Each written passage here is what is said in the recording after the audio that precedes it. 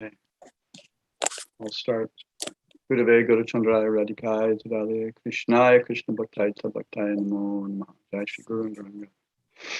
So thank you, Anuradha Didi, for having me. And today I would like to speak about some basic principles of Ayurveda and make it relevant also for the particular season that we're in, and take a little time to answer some questions. So, Nitya Gopal Prabhu, nice to see you. Hari Bol. Krishna Prabhu. Hari Bol, Hari Bol. So, I guess I'll just start with just talking about some basic principles of Ayurveda. And but before I do that, I'll just let you know that Nimai Caitanya Das is my name, and also Jonathan Glass, and also I'm an author of the Total Life Cleanse. I'm an Ayurvedic practitioner, acupuncturist, and soon to be a naturopath. And we have an office in Concord, Massachusetts, and the multi-modality healing center in Concord, Mass. So the Ayurveda, most people, when they think of Ayurveda, generally speaking, think immediately of body types and doshas. But before one can really have a somewhat of a solid appreciation of doshas, then it's important to understand some basic principles of Ayurveda. And so I'll just like to touch on those. And Anuradha, if there's anything that you want to, pipe in, or if you have any questions, or if you want to wait for questions afterwards, we can do that too. Okay. So the first thing is I just like to talk about some basic components whenever I'm working with a patient, and also basic principles of Ayurveda. So for instance, the first thing we have to consider is that we all have something called buddhi, or innate intelligence. And the same innate intelligence of the cosmic manifestation that controls the planets and the organizes the time factor and how the planets move and how the sun moves and how everything is moving in perfect timing. That same intelligence in a fragmental way is inside each living entity. So this is called buddhi. And in one sense, that innate intelligence, because it is at the effect of the three modes of material nature, tamas, rajas, and sattva, or ignorance, passion, and goodness, then that innate intelligence becomes disturbed in some way. So the whole process of, you could say, of Ayurveda is to rectify the innate intelligence so that things work smoothly and intelligently and optimally. So then we have something called prana, which is vital life energy, and that prana moves through the body. Of course, the prana is outside as well, and it's related to the air and ether element.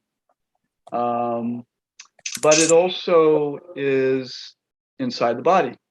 And the prana moves, there's something called 5 pranas, and the 5 pranas move in 5 different ways. And whenever we're talking about directions or organs or anything, we can always consider that there's a physical component to it, there's a mental emotional component to it, there's an energetic component to it, and you could say even a spiritual component to it.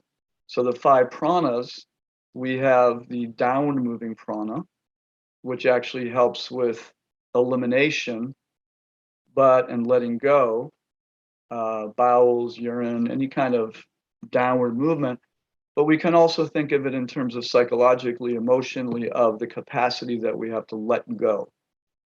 And then we have the circular moving prana, samana prana, which has to do with moving around or circulating, has to do with digestion and assimilation, but it also has to do with harmony, harmony of body, mind, and soul, and harmony between the living entity and God. So that harmonious component but it's literally a physical energy also of that power of the smooth flow of digestion. And then we have the Viana, which is the outward moving prana. And the outward moving prana has to do with circulation, but it also has to do with what we call in Chinese medicine the wei qi, or the qi that comes out, or the prana that goes out beyond the physical body. So when somebody has, you could say, who has sometimes you may say, you may not even see it, but may say, oh, he has a very strong aura or a very strong field or energy. Oftentimes that means because that type of prana that's outward moving is very strong. And it also does have something to do with not only with circulation of the blood, but circulation of the energy and also the immune system.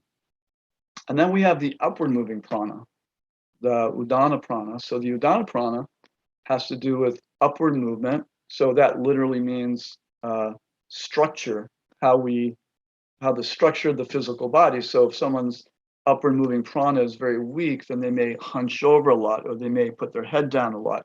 And then psychologically, they may not have much direction in life. They may attempt things and give up very easily. They may not express themselves, because that also has to do with self-expression and self-assertion. So in that way, the upward moving prana is very important. And it's also described that it has to do with our goal and ultimately with our spiritual goal. What is our destination? It's the acknowledgement that the living entity has a destination. So in this life, it would be fulfillment of goals and moving forward in life, not getting distracted this way, that way, or going backwards. It's about moving forward in life. So, but that would also relate to the yogi or the spiritual aspirant's desire to move forward in spiritual life as well. And then we have prana, which is the internal prana. It's the capacity for our energy to go inward. So we literally, in the Western culture, we're not taught that there's actually capacity to direct the energy inward. So meditation, any type of spiritual practice is inward, but it relates to the senses. It's the prana that feeds the eyes, the ears, the nose, the inward, the knowledge acquiring senses, the brain, it's also related to. But again, it's also related to the capacity to go inward. So when one is meditating, when one is doing sadhana, when one is hearing and chanting like that, and hearing deeply, putting the attention inward rather than putting it outward in the senses of the world, this is the prana.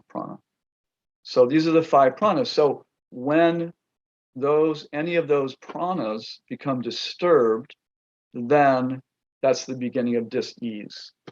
So, and that relates to whatever particular organ. So say it's the Samana prana, it could be some digestive issues. And if it's a Viana prana, it could be some cardiovascular issues. The Udana prana could be thyroid issues, very common. So the thyroid has to do with the throat chakra.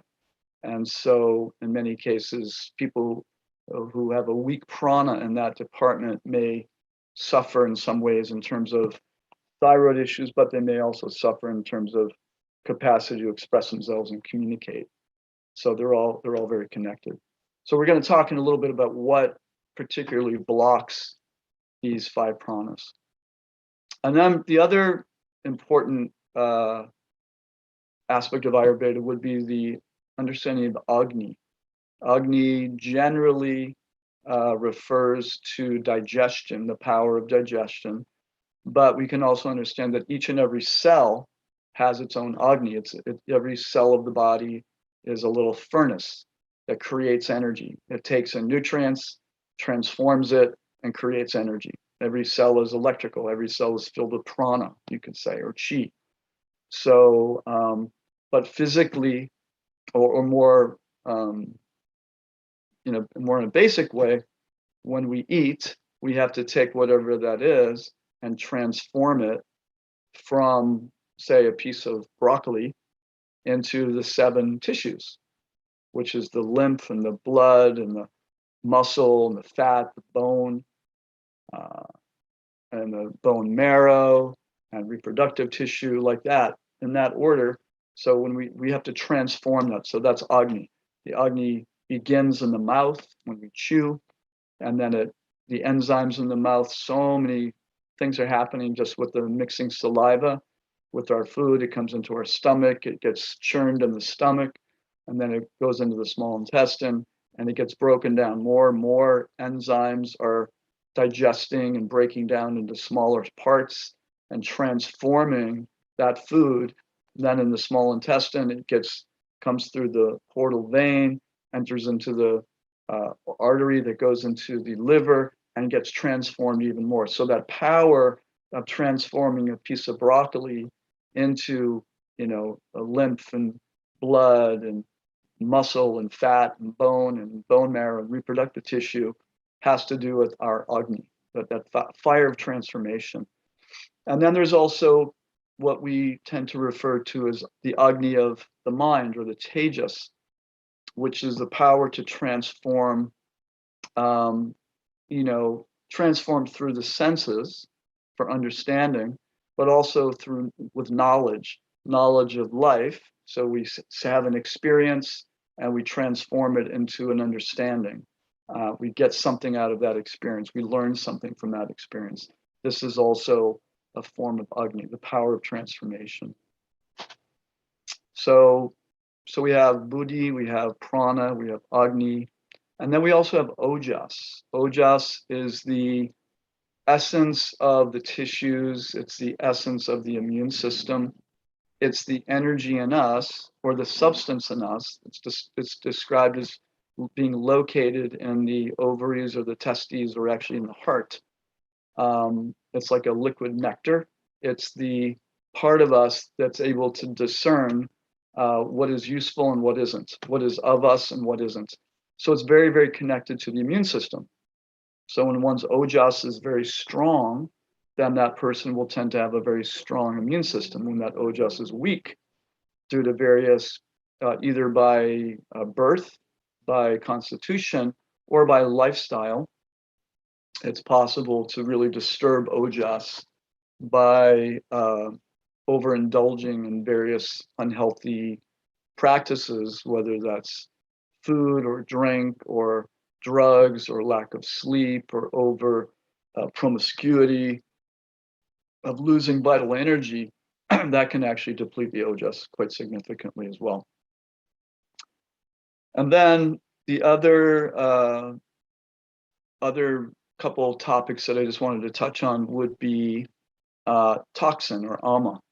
So Amma is said in Ayurveda to be the cause of all disease. Now, Amma means toxin.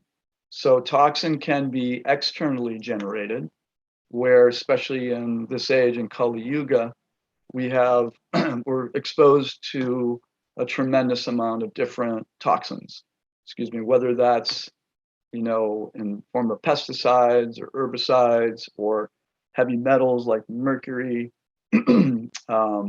lead, cadmium, arsenic, that's often high in pesticides, over 100,000 chemicals in the environment. I believe it's only about 20,000 have ever been really tested on human safety. And of course, then we have the synergism of so many thousands of different chemicals that are actually come together, and that's never been tested either. So we're exposed to a tremendous amount of different types of toxins externally. And then we have internally generated toxins. So the internally generated toxins are toxins that the body makes in just the process of life itself. So when we breathe, there's an exhaust from that breathing. It's like when the automobile engine takes the gasoline and it creates energy in the car, the exhaust that comes out of the car is actually a form of pollution. So, but it has to be released. So the same thing happens when a cell creates energy. It releases an exhaust, and that exhaust comes in different ways, but one of it is called free radical damage, or it can be acid waste. It's some form of toxin. So when there's more toxin that's being released, then the body's able to actually excrete either through the urine, the feces, or the sweat, or the breath. Then there's a buildup of internally generated toxins. Another way that we create internally generated toxins is when we eat and we don't fully digest something. So that would mean the digestion is weak for some reason. So that would mean that, even if you eat the healthiest vegetable, say you have some beautiful, lightly steamed broccoli or greens of some kind, but if the digestion is extremely weak for various reasons, then we're not going to break that down sufficiently. So digestion is basically the process of taking something big and making it as small as possible, all the way down to the bacteria in the small and large intestine, which is meant to break it down even into more usable parts so they can enter the bloodstream, go through the liver, and then become part of our tissue. But if that doesn't happen sufficiently, then some of that food that gets broken down becomes Amma. It becomes toxin, and that enters into the bloodstream. And now the body's Agni in the blood has to try to break it down. So in other words, if it bypasses the stomach, and now we have some inflammatory substances in the bloodstream, and the immune system will act on that and create some inflammation to capture it. And if it doesn't get caught there, it'll settle into the joints. And then we can start getting some inflammatory or issues in the joints. Oftentimes things like diseases like rheumatoid arthritis, for instance, or other types of inflammations can be due to a weak digestion where undigested proteins leak into the bloodstream and the body has to attack it or handle it. So sometimes we think of, well, the body's attacking itself, and you could say that that's the case. We call that an autoimmune disease, but it's not necessarily that the body has gone crazy and it's attacking itself. What it's actually trying to do is to clear the toxins out of a joint or out of a place that these toxins have been stored. So therefore, part of that process is to create inflammation and more blood flow and more activity in that area. But if we're offending the body day after day by eating in the same way, not supporting good digestion, there's only so much that the immune system can do to actually clear those toxins out of the joint, and eventually a condition develops. So it's not necessarily simply that, we hear these days that the body loses its intelligence and just starts attacking itself. There's a reason for that. And many times in Western medicine, doctors will say, we don't know why, but the body just starts attacking itself, whether it's Hashimoto's thyroiditis, or some types of arthritis, inflammation, or diseases like colitis and inflammatory conditions. It's often because the body's not functioning properly, so therefore the immune system of the body's trying to handle it, clear it out, but in that process, it unsuccessfully ends up just creating more inflammation. So Amma is a big problem. And as we can see in Kali Yuga, in this age that we're living in, it's even more of a problem. And we'll touch on, actually I'll mention it now, where our lifestyle also contributes a lot to the toxic development, because when we are significantly stressed and we've sort of abandoned normal, natural practices of health, cycles of health, good sleep, good rest, reasonable, good diet, reasonable exercise, good breathing, all these things, it disturbs the, we might say from the Western perspective, it disturbs the nervous system, but then it also disturbs the doshas, which we'll talk about in a little bit. So the doshas become vitiated or disturbed or deranged, So the physiological processes of the body, when there's stress due to deranged prana, due to poor agni, due to an excess of amma, whether it's external or internal, then ill health becomes a reality. So therefore, we're making the connection with lifestyle and awareness and how we move through our day to day. The other cause of disease in Ayurveda, it's an interesting cause of disease. It's called pragyaparad.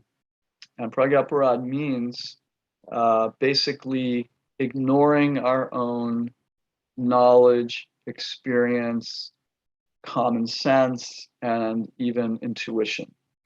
So aparad, to offend, prajna, knowledge, experience, wisdom.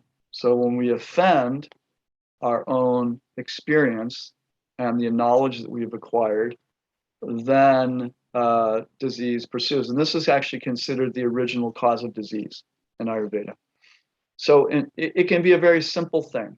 We know that, eating a big bowl of ice cream at 10 o'clock at night will cause us suffering, but we do it anyway every night, and we wake up every morning feeling very heavy, sluggish, and with a sore throat and congested.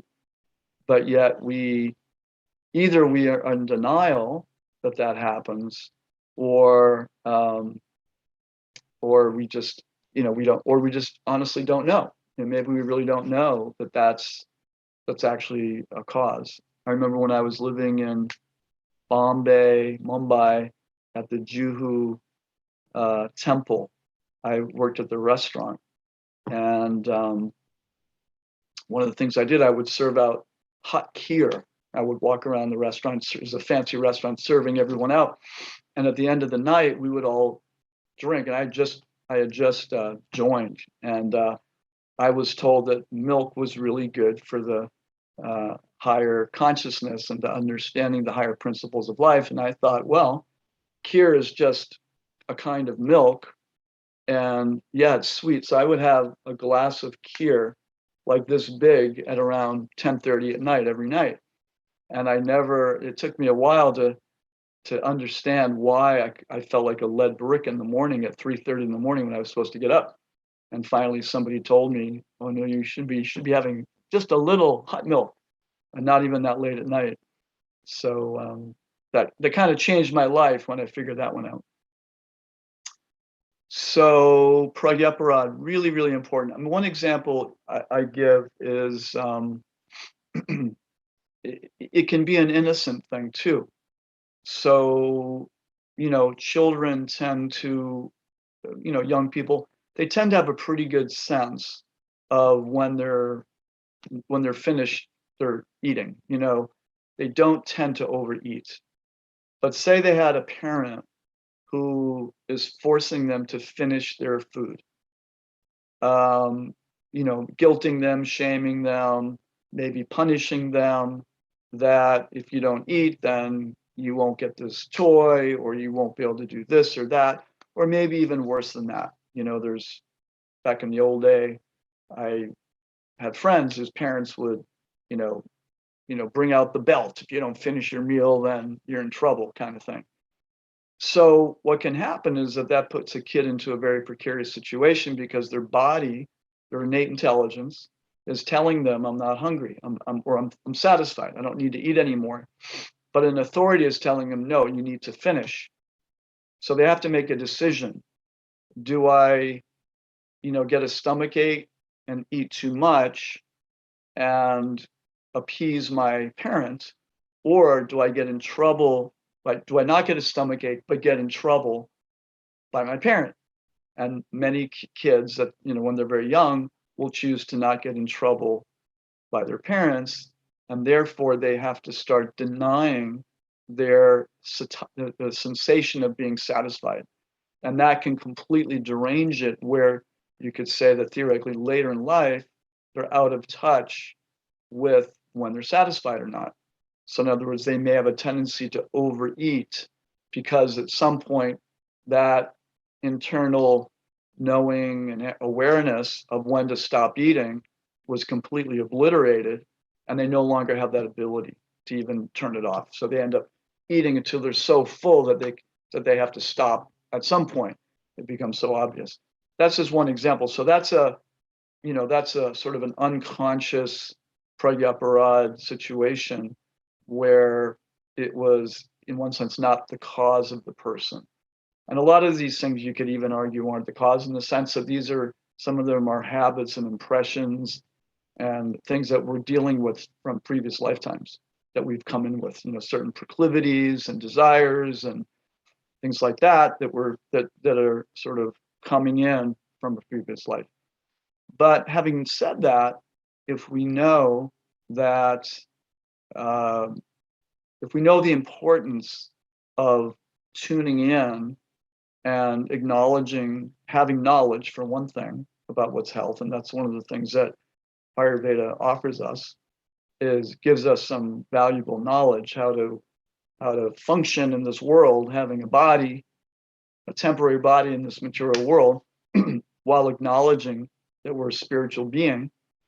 It can be a helpful roadmap. And then we also have to apply that knowledge. So Jnana and Vigyan, right? Applied knowledge. We have to apply the knowledge to our life. And then also begin to trust our own information, to trust our knowledge, to trust our experience. Someone might say to you, oh, raw milk is very good for you and you should drink it. Well, some people truly have a lactose or casein sensitivity. So that person may not do so well with dairy, even though in principle it's an Ayurvedic principle to drink a little hot milk before bed at night, very nice, but it's not going to be good for everybody. And also we have to understand that in Kali Yuga, the dairy that we get is not the same as the beautiful, amazing dairy of the cows from ancient India, which had a different protein structure in the milk than most of the milk that people are drinking these days. Same with wheat. Wheat has become a big issue on the planet because of the hybridization and how they've changed the structure of the protein structure of wheat. And of course, the herbicides, pesticides, glyphosate that they spray on the wheat now. We can't say just because wheat is considered a great grain, just because we know that it's a good grain, that means that this body or that body does well with it. So we have to, find out what works for us. This is really important, and acknowledge that, we are in a difficult age, and sometimes we have to use a little bit more finesse, or there are exceptions to some principles because of the age that we're living in. I mean, these days, inorganic wheat, when they harvest it, is sprayed with glyphosate, which is a very toxic herbicide, which has a damaging effect on the intestines. So we can't be in denial of that reality. So maybe we can choose a different form of wheat, or use more ancient grains, or make sure it's organic. I mean, these things are really important for health purposes. So pragyaparad is really important. And then one other thing is to touch on is in Ayurveda that, again, we're looking at digestion in one sense, we could say digestion is the root of all health. And it's also the root of all disease, because if we can't transform something and transform it into healthy tissue, then that's a problem. When we can't transform it, then some of it becomes toxic. And so that's also true mentally and emotionally, where it's described that the cause of all emotional imbalances can be connected to undigested experiences.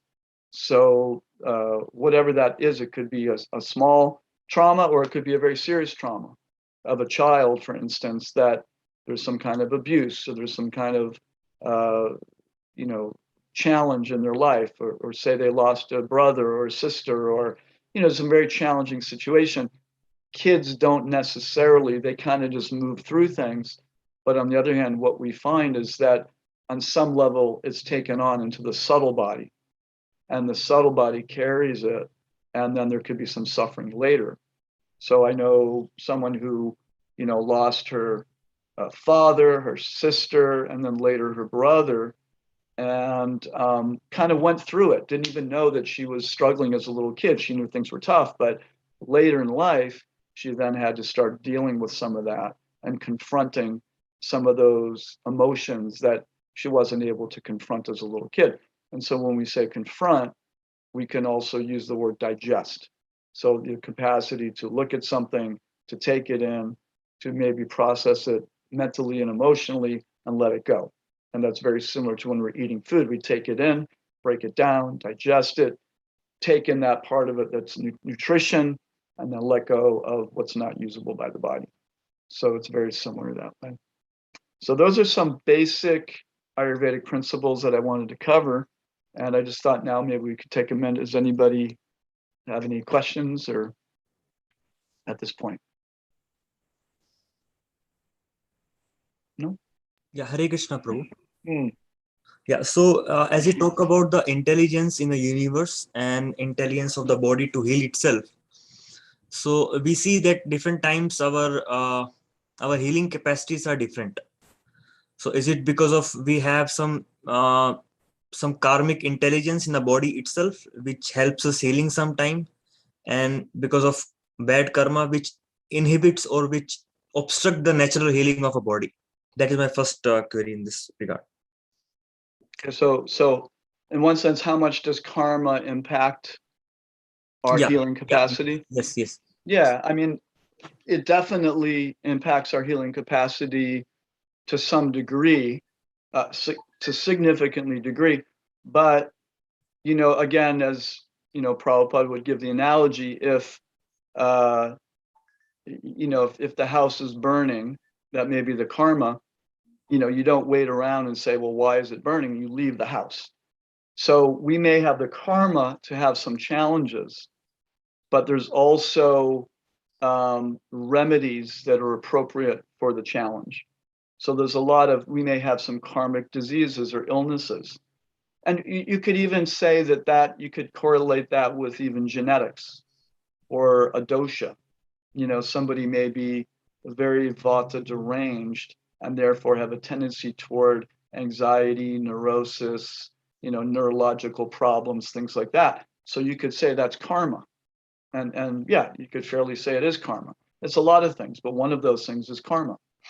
So knowing that, then we say, well, what is the best way to offset that particular karmic situation? And then we find out, okay, we're eating this way, moving this way, exercising this way, eating certain foods in this way. All those things will minimize the impact of that karmic predicament that we're in. So I, that's how I would answer that question. And there are diseases that karmically speaking, that no matter what is done, the person will not get cured. In some cases, a person will heal, they appear like they're going to die, and they live. In some cases, it is understood that in some cases that person absolutely must go through that situation, no matter what's done. Nothing heroic, even the best Ayurvedic master on the planet, won't be able to save that person. So there's a lot of shades in between. But, our responsibility really is that it is our responsibility as living entities. And Bhaktivinoda Thakur talks about this in his Krishna Samhita, which is a beautiful book.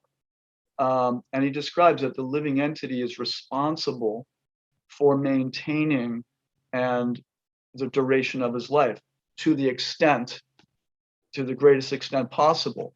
And he says, if he doesn't succeed, there is no fault. But it is our responsibility. We are meant to live as long as we can. It doesn't mean, I'm not talking about being hooked up on wires and machines and like that, but we're meant to live. Ultimately, why we're meant to live as long as we can, so that we can develop our Krishna consciousness. So we can grow spiritually. That's why we're meant to have the body and extend our life as long as possible. Not not in the spirit, well, let me just enjoy as long as I can.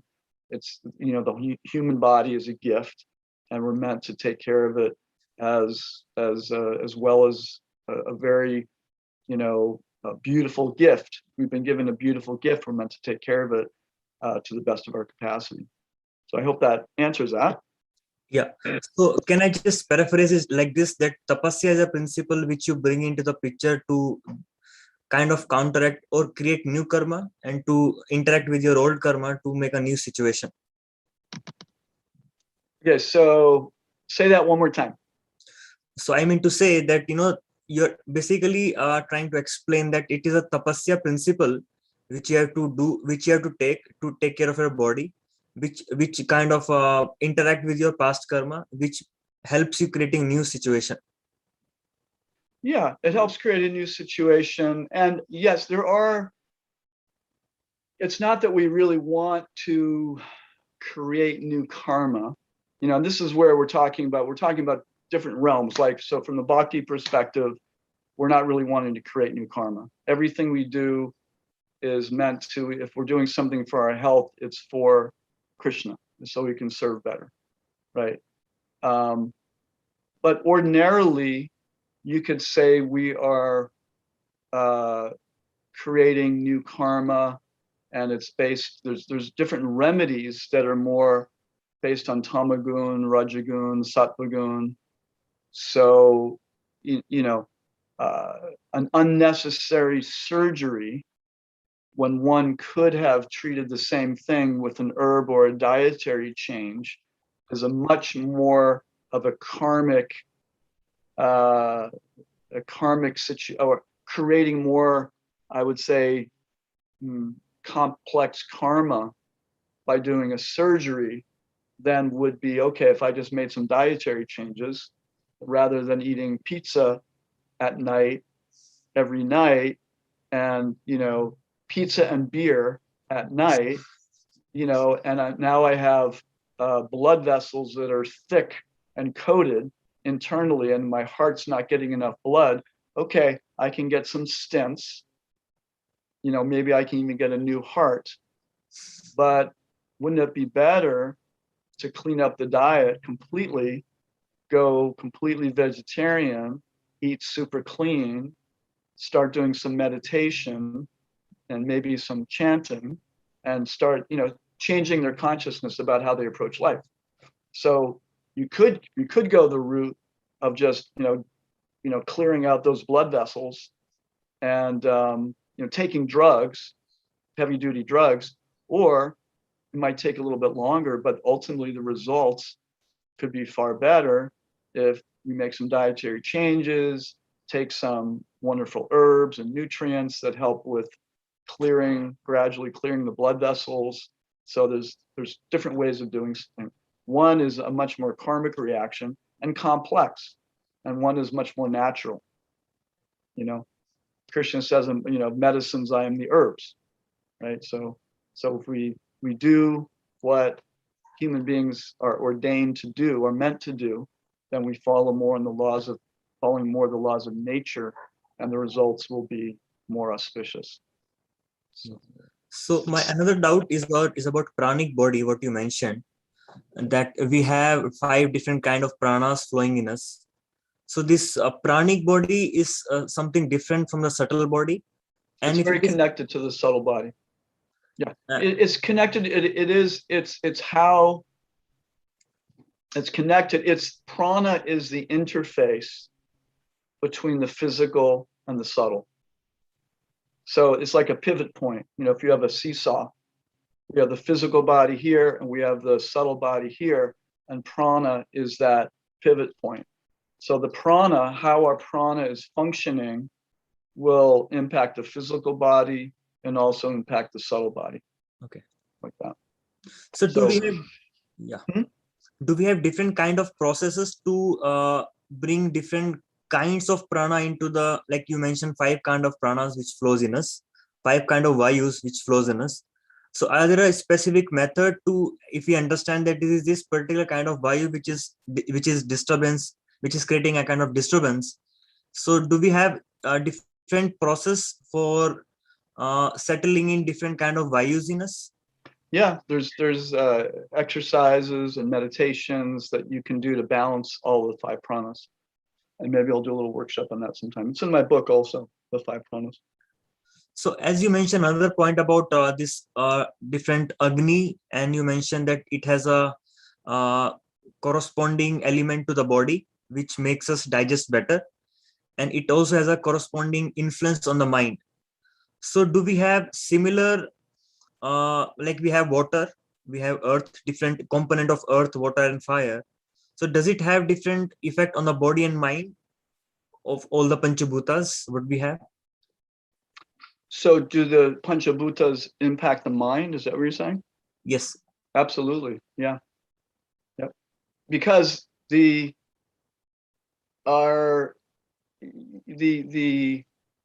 Agnis can also impact the prana.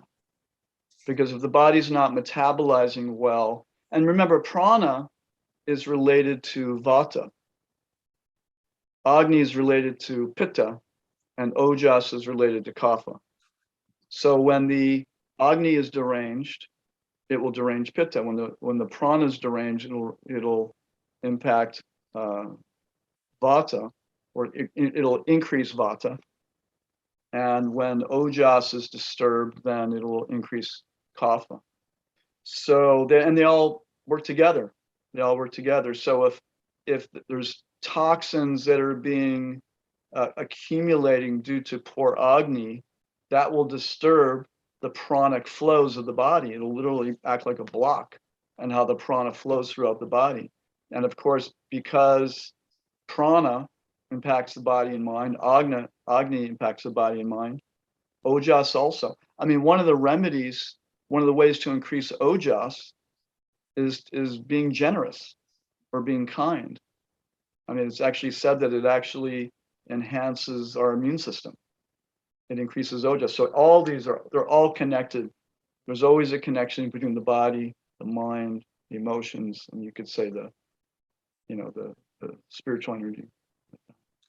And as you mentioned about detoxification, regular detoxification, our toxins produced by the external situation and internal situations.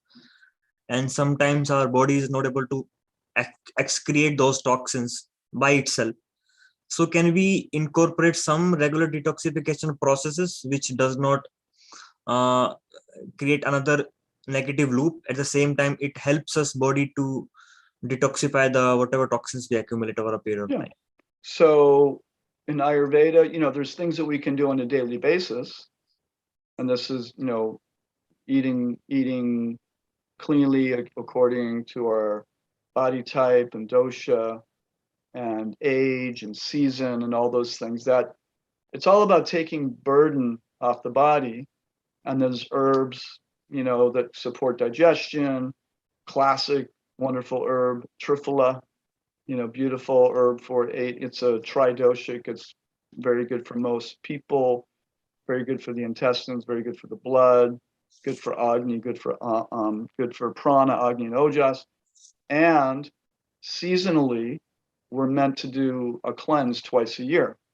Ayurveda recommends some type of detoxification, some type of process that we do twice a year, especially in the spring or the fall. And spring and the fall, it's the best time. Those are intermediate seasons where in summer we tend to accumulate heat toxins. In winter we accumulate also. Winter's not a time when the body likes to let go. The summer, even though we sweat, we're accumulating. And the spring, the fall and the spring are transitional seasons. They're the perfect season for like the fall is a perfect season to cleanse because we're clearing what's accumulated in the summer, and we're creating a clear palate and a healthy as body as possible as we enter into the deep winter. Because in the winter, and we were going to touch on this anyway, the winter, the energy goes very deep within. So this is a time when the body holds on. It does not want to detox. It's not about detoxing in the winter. It will hold on to, it will accumulate, it'll direct its energy deep inside to keep our immune system strong, to keep us warm. We'll just say, like in New England, for instance, it gets cold. Many places in the world in the winter it gets cold. So the body has to deal with that and conserve energy. So it's not a time where it likes to sweat and it likes to release. A lot of the clearing herbs for the intestines are cooling. So we don't want to do that in the winter. But if we are carrying a lot of toxins into the winter, then that means we have summer toxins, and then we might continue that with fall toxins, because in the fall, the energy starts going inward in the fall. And in fact, in the fall, what happens is that just like the leaves on the tree start to fall off the tree, because the tree is withdrawing its prana from the extremities and it's going within. So by doing that, the leaves no longer get nourished and they dry up and they fall off. In the same way, we are doing the same thing. We're starting to, the energy is starting to go inward. In the fall, where the energy starts to recede inward, the blood vessels become a little bit constricted so that the blood doesn't go to the surface as much. So by doing that, the skin might get drier, the hair might get drier. We might get a little colder, so we have to start, taking better care of ourselves temperature-wise. We want to start eating warmer foods in the fall, more root vegetables, sour, salty is better, even a little sweet in the fall that's nourishing, not too much sweet because that can be cooling. So, these are things we have to consider if we want to be healthy. It's about aligning with nature and what's natural for the human body. And Ayurveda is so rich and really in common sense on how we can optimally function. And Ayurveda is really meant to be a system that supports the living entity in the world to function optimally while we cultivate self-realization and God realization. It's not meant to be a distraction. I mean, for some people, if that's, it's like many things in life, Ayurveda, one could study their entire life and never end. Just learning pulse taking in Ayurveda. You could spend your whole life just doing that. So there's so much to do, but in terms of, it's not meant that everybody's meant to become a master of Ayurveda, but we're meant to utilize the sometimes very simple common sense gifts of Ayurveda, and also, possibly work with somebody who can help direct us on a more optimal path of health based on who we are, what our age is, what our conditions are, what the season is, what the climate is, what the lifestyle is, things like that. So, these things are really important. I remember I had one of the principles too is in Ayurveda that's really nice is that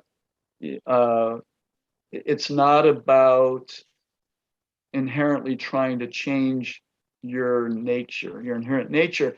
It's really more of a process of self-acceptance, in the sense of, this is my conditioned nature, these are my limitations, and within that, I can become the most balanced or healthy I can possibly be. But I mean, I'll never be 6 foot tall. That's just not going to happen, even if I would like to be 6 foot tall. So we have to accept certain limitations that we have, but within that, we can be the healthiest we can possibly be. I had a patient once who, she was a CEO of a big bank in Boston, and she was Vata Pitta. I mean, she was very sort of fast-moving, talkative, sort of had a lot of stress issues, but she's also had some fire there too, with the Pitta.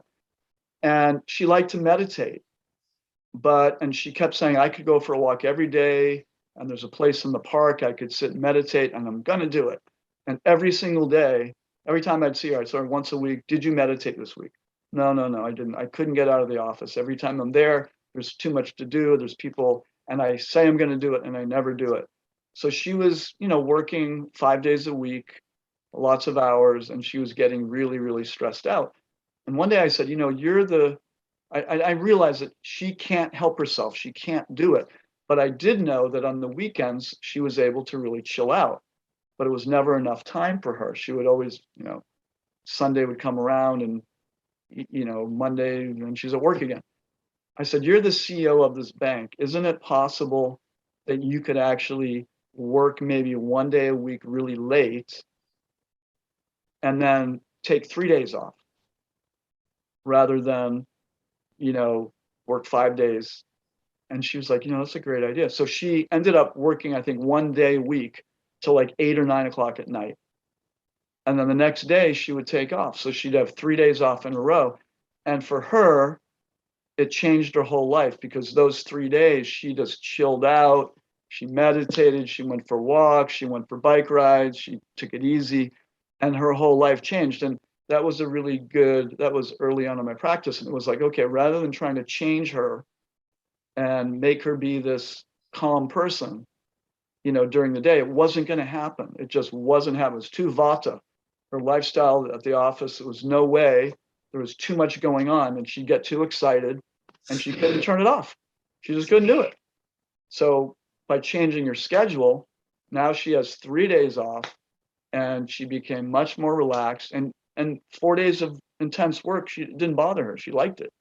And then she loved those 3 days. So that was just an example of when we get to kind of know ourselves and kind of work with what's optimal, then, sometimes we can make some really good changes. So let me just see here if there's something else I wanted to just make sure I'm not covering. Prabhuji, I also have a couple questions Sure, too. please.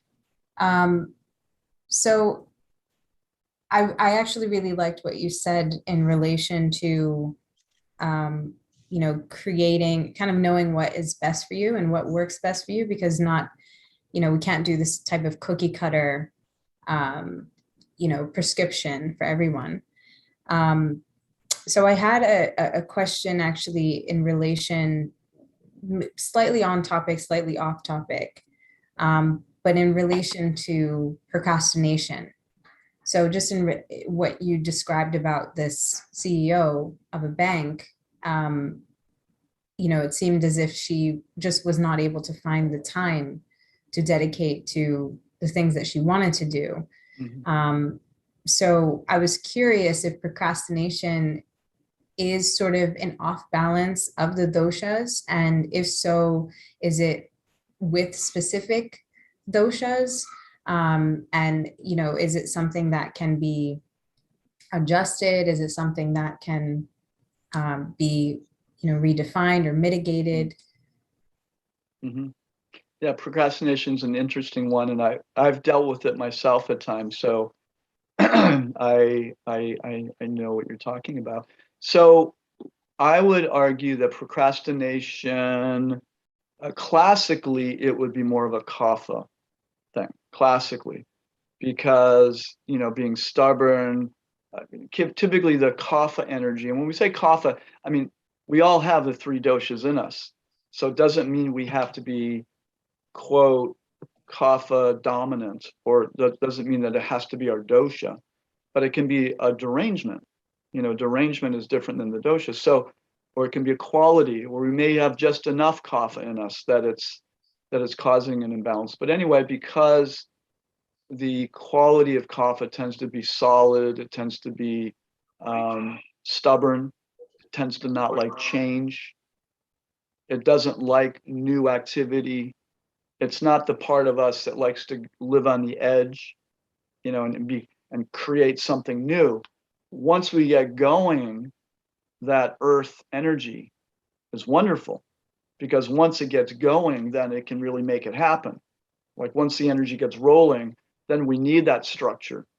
We need that ability to push through and the power and the strength to make it happen. But to really get the ball rolling, there can be resistance. And typically kapha is resistant. That's a resistant energy before it gets going. That's like a classic kapha person doesn't like exercise. They'd much rather much rather consider meditation and visualize themselves exercising as exercise, as opposed to actually doing it. So typically it's a resistance to taking action is kapha. Now that can be, you could also argue that could be a vata thing, because vata tends to include the quality of anxiety or lack of focus. So if there's anxiety or fear of taking an action, then that could also, because a person can do, oh, I'm going to do that, and then get distracted. Oh, I have to do this, I have to do this, oh, I have to do this, I have to do this. So it can be a distraction thing. And it can be due to anxiety or fear, or, you could say it's just being distracted, but usually there's some kind of anxiety about taking that step. Typically, classically, Vata types, or the Vata, I like to say the Vata types, or that part of us that's Vata, rather than just saying, those types and these types, because we have these tendencies in us, would be, could be distracted or get anxious about doing something, or it could be the part of us that has great ideas. I think I'm going to do this, I'm going to do that, let's make it happen. And then there's no follow through. There's no follow through because we may not have the fire or the determination, the fire energy, which is the, it's we call it pitta, but that capacity to take decisive action, that fire to make it happen. So, the other thing with Ayurveda is when we begin to understand the doshas a little bit, we begin to even just understand the qualities of the elements, we can even tell ourselves, okay, we can notice, okay, I'm scared and I'm stagnant. I'm, identify, I'm a little anxious about doing this, and I'm a little resistant to doing that. So that's a Vata kapha condition, which is often a very difficult pattern to have, because you're resistant, you're scared and resistant altogether. So that can be a very difficult dosha. There's a lot of people who are Vata Pitta and a lot of people who are Pitta Kapha, and then we have some of the Vata Kaphas, which are, again, a little more challenging. So then we can even call on those energies in ourself. Okay, I'm feeling resistant. What do I need? I need inspiration, because air element can be inspiring. I need to get inspired by what it is I want to do. I was inspired. Now I'm feeling resistant, or now I'm feeling the inspiration in Vata turned into fear. So we might need some of the strength and courage or the strength from earth and water, or kapha, or the fire of pitta, determination, fire, the capacity to cut through something, intensely. So you might say, I need to draw on my inner fire here to make it happen. Because once we get over it, then Vata oftentimes is very excited. Oh, this is awesome. We're doing it. Woohoo. Vata loves that enthusiasm. They love ideas. They love to instigate something. But that energy, the energy of Vata, or the air element, it's more of a, I wouldn't say explosive, it's more of a rising energy that's very excitable, and it's great for starting things. But we need to back it up with something. And then there's cycles. So say we get excited and we don't act on it, and then it almost has to go through another cycle. We have to get excited again and not act on it. And then we can lose confidence. If I want to do this and I just haven't done it. And then it's like, can I actually do it? I don't even know if I can do it, because I'm not willing to make the effort to try, or I'm not willing to try. So, in the world now, that's why coaches are so important. People find coaches helpful because people have lots of great ideas, but they many times have a hard time executing those ideas. And that would be procrastination. Of course, in this age, we have so many millions of things we have to do every day, partly because of technology.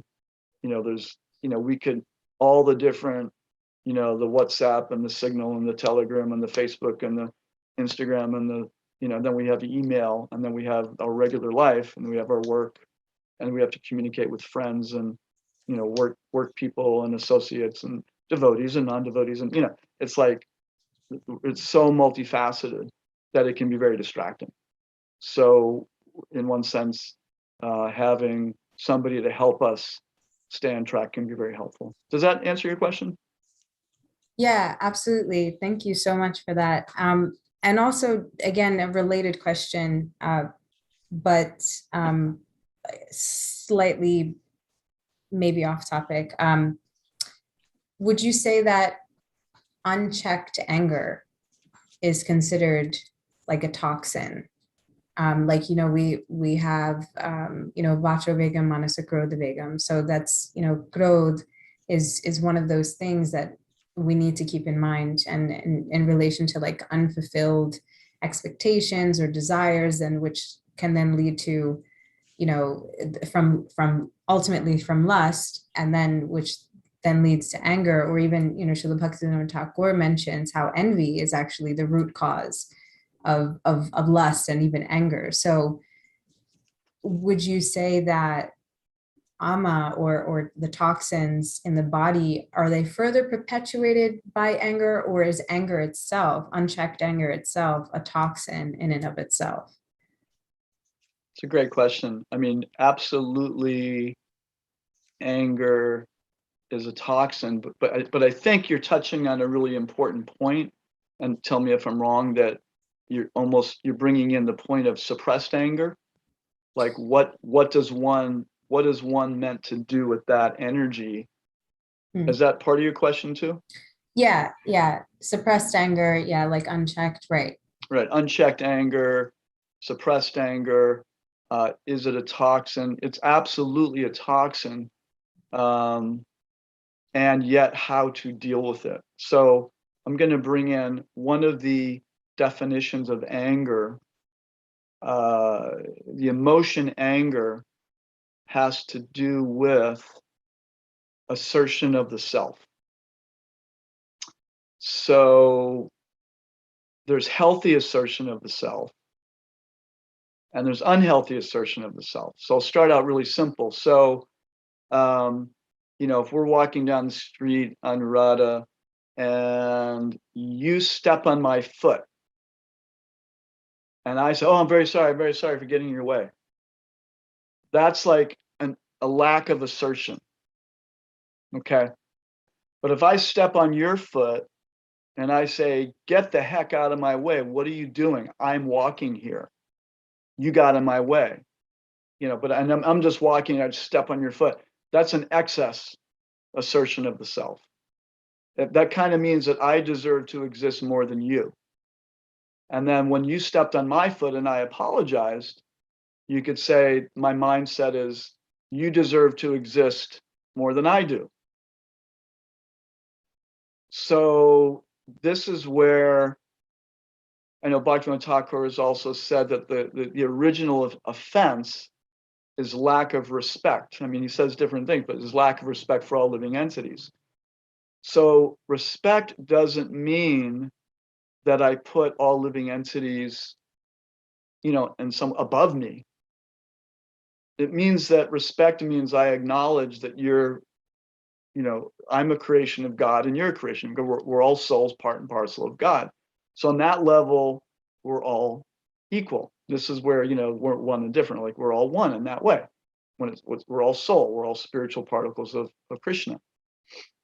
And then of course, there's a whole nother subject matter, which is a worthy subject matter, is, offering respect according to the person themselves, the level of devotional stage that person's in, obviously, but that's another topic. I mean, that's an important topic, but the basic thing is respect. So if I feel that if I've developed a pattern in my life where I haven't respected myself enough, or I have some karmic thing where I come in with low self-esteem, and my parents, validated that, maybe through how they spoke to me or treated me, or, maybe they told me how worthless I was. This wasn't my case, by the way, but,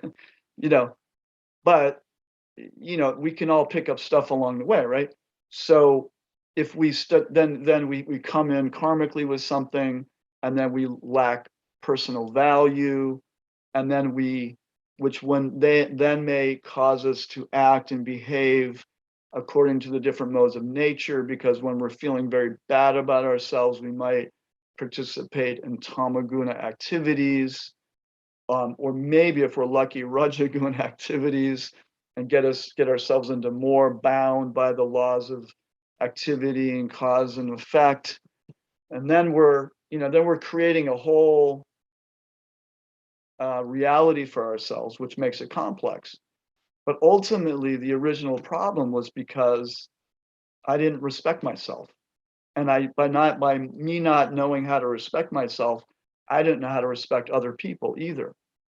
So either I tried to see myself as better than someone else, or I saw myself as less than someone else, even from a material perspective. Oh, this one's stronger than me, this one's weaker than me. I'm smarter, they're smarter. They're more successful, I'm less successful. So now we're comparing, and this is where envy comes in. The living entity, the ego, is always comparing. So all these things are actually related to anger. Because when the living entity does not get what the living entity wants, we become angry, we become frustrated. And then in order to relieve that anger, we try to satisfy ourselves in different ways: lust, anger, greed, fear, illusion, intoxication, so many things. So, but ultimately it comes down to that missing original piece of, you could say, self-respect. So you could argue that one of the most important things we can teach a kid is not just that they're loved, and if they do know they're loved, then they will respect themselves. That's a fact. So, but within that, to respect themselves and to know how to, and to not cause too much pragyaparad, when they're hungry, okay. So by respecting them, obviously if they're going to run and touch fire, run in front of a car, then you protect them. But, if we respect the children and teach them self-respect, and by, treating them with love and care and affection, then there's a darn good chance that they will not only respect themselves and respect this human body that they've been given, but they'll behave that way towards others, and therefore not have as much anger to have to process and digest in their 20s and 30s and 40s, and traumas and activities that they've gotten involved in their 20s, and maybe taking drugs and all kinds of illicit ways to give themselves relief from the suffering of really, what is that suffering? In one sense, the suffering is, I don't know how to be comfortable with myself. I have a hard time just being with me. I don't even know what it means to respect myself, because it's never been. So that creates a lot of anger, because anger, actually, healthy anger, you could say, is that assertion of the self. I deserve to exist, but so do you, and so do you. So we all do. We deserve to exist. But when we feel like I over-deserve, that's, too much self-esteem, or what is it, arrogance. And then too little is I don't deserve it. That's insecurity. So it is possible for the living entity, even if they're not that developed spiritually, to have a solid foundation of self-respect. And that's why, like, our, the verse of Trinata Pisanichana, that respecting, not looking for respect. Why don't we look for respect? In one sense, and we can look at it from many angles, but if we already understand our position, then we don't need respect from other living entities. And we're able to give respect because we know the true position of all living entities. Now, some people who are really maybe even, nasty people, we can even respect them, but from a distance. We respect them because they're a soul. We don't respect them because of their activities or what they have or what they do or what they think, but we can sort of, namaste from a distance. But, then there's obviously, we have other relationships, and then, we respect the advanced devotees the most, and the Mahabhagavats even more so, and all the way. So that's just something about anger, and that's sort of coming from the outside in.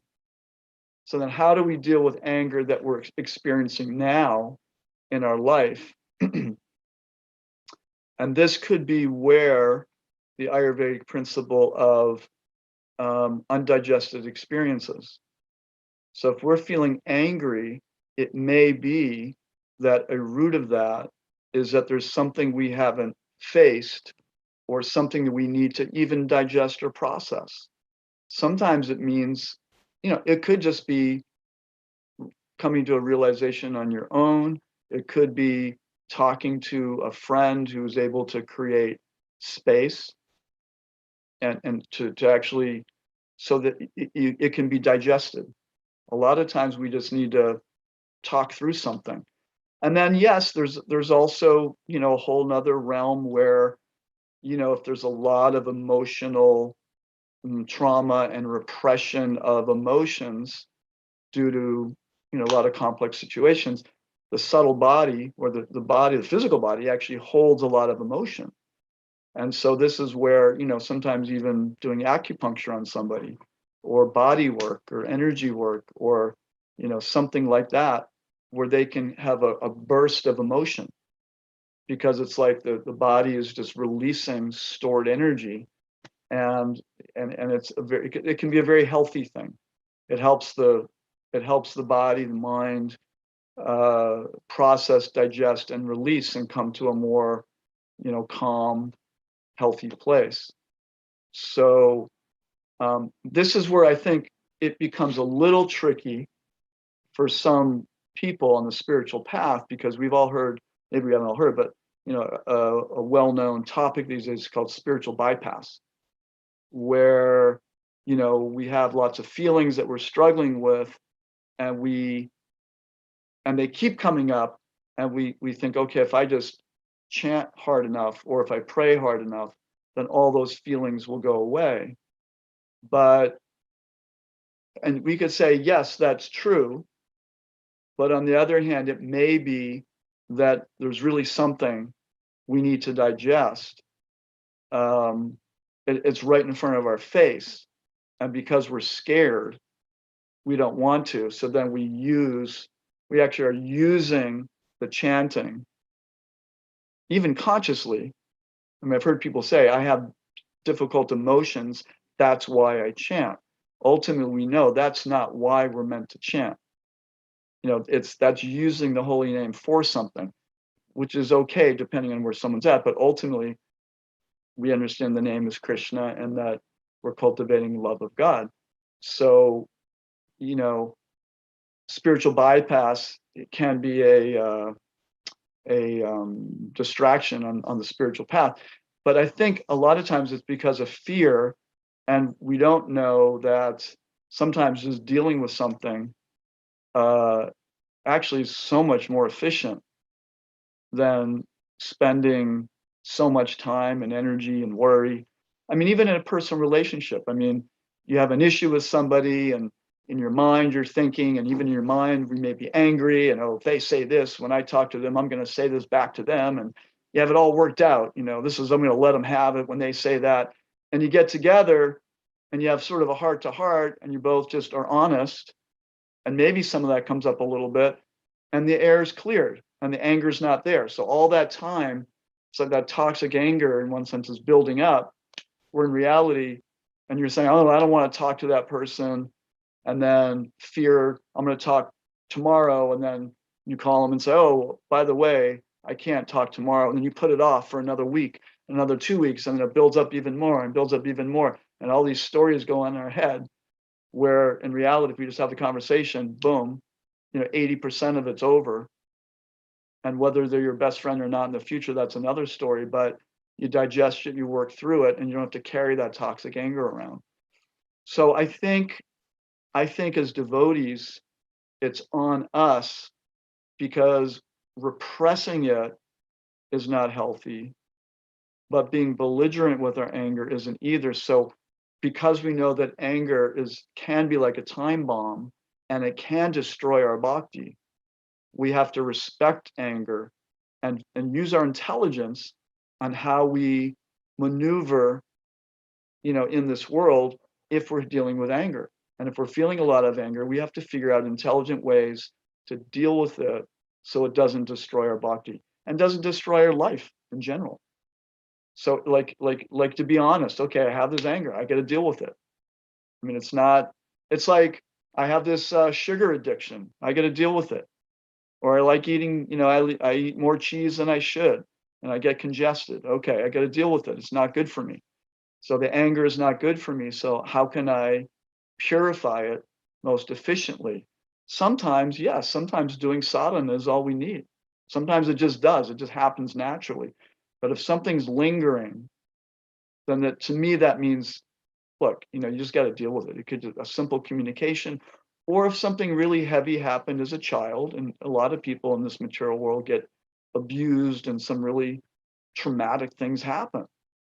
And, to me, it's not right for like an older devotee to say, look, don't think about it, just chant Hare Krishna, say if that person was severely sexually abused as a kid. Just chant, it'll all go away. Well, it might, but it really might not.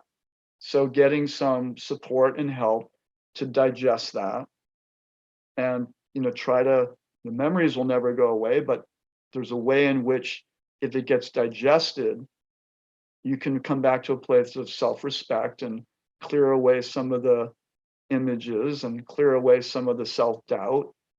And so that we can function in life and then get back to business of whatever we're doing in our life. And if that means being a devotee, if it means, functioning in the world as a family person or whatever, then you can move forward. So does that make sense? I know that was a long answer, but. That was perfect. Thank you so much for that. Thank you. Yeah, Hare Krishna, Prabhu. So I just had one more doubt regarding your unprocessed emotion you talked about. So what are the healthy way as a devotee we can have that we can digest? As you know that when we chant at the stage of Anartha Nivritti, so many things from our subconscious mind start coming up, and we may even know what we are not supposed to knowing as a karmi about ourselves. The process of self-realization, clearing our old subconscious patterns. So what are the more healthier way that we know that there are some unprocessed emotions in us? That is identification itself is a big thing first place. Then how do we healthily process them? How do we process the Unprocessed emotions? Yes, because as a devotee, we are actually, what I personally feel, as a devotee, we come across these kind of situation or these kind of experiencing more than a karmi, because we are trying to go inward, we are trying to reflect on our own self. Right. It's more easier and more we are more easily we can figure out these things when we are more introspective. Yeah, and in one sense, as devotees, we're asking for it. Yeah. And we're saying, bring it on. I mean, really, because we are. I mean, when Prabhupada said, we're declaring war on Maya. Yeah. It didn't just mean we're fighting Maya out there. We want to spread this movement everywhere, and we're going to defeat Maya so that the whole world will become. We're declaring war on Maya in our own selves. Yes. Also. And when you're declaring a war, like you said, it's going to bring up. We're not asking just to purify a couple things. Devotees are basically saying, I'm asking to purify everything that needs to be purified.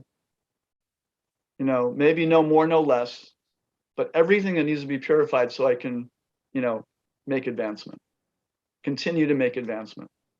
And Maya, as we know, is super intelligent. She's in this world, she's the most intelligent because she offers us distractions and opportunities to face those very anarthas, whether internally or externally, right? It'll come up inside, it might even come up outside.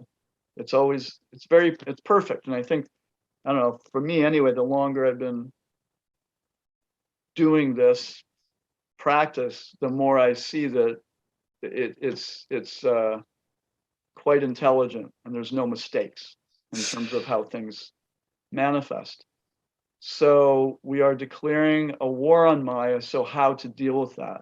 And so the war also means, you could say, there's some casualties of our own consciousness that manifest right in front of us.